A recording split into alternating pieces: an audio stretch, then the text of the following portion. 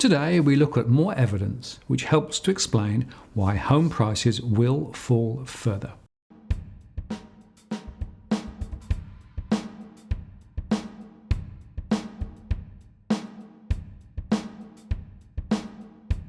Hello again, I'm Martin North, the Principal Analyst at Digital Finance Analytics. Today we discuss data from the latest release of the Digital Finance Analytics Household Survey to the end of March 2018. The findings help to explain why we think home prices are set to fall further. We've already discussed 4 housing and property scenarios in our latest video blog, but now we dive deeper into the underlying data. We're drawing on our 52,000 sample of households from across Australia, and we're going to walk through the top-level survey findings in this post before, in a later edition, drill into the segment-specific data. I'll put a link to our household segmentation models in the comments below.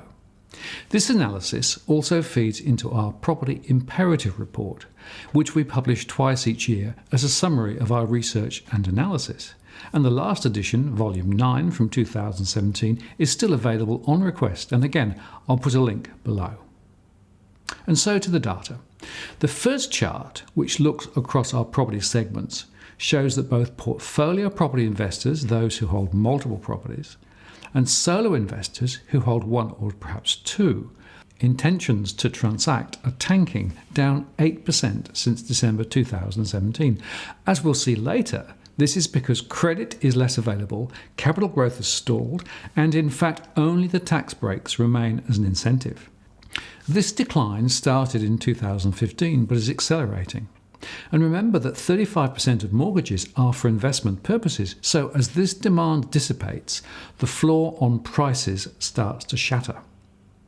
Whilst there are offsetting rises from down traders, who are seeking to release capital before prices fall further, and first-time buyers, who are being bribed by first-owner grants, there is a significant net fall in demand. And this pattern is seen across the country, but is most prevalent in our 2 biggest markets of Sydney and Melbourne. Refinancing is up a little thanks to the attractive discounts being offered by many lenders, and as we'll see later, the prime driver is to reduce monthly repayments, as currently household finances are under pressure. And we're going to release the latest mortgage stress analysis in a few days. First-time buyers and those wanting to buy are saving a little more in an attempt to access the market. And those planning to trade up are also putting some funds aside. Otherwise, there is little evidence of concerted attempts to save cash for property transactions. Turning to demand for credit, we see it is crashing, especially in the investment segments. There was a 12% fall in the solo property investor group and an amazing 27% fall in the portfolio investor segment. One of the clearest messages from the survey is how much lending standards just got tighter, with an average 20% drop in borrowing power compared with a few months ago.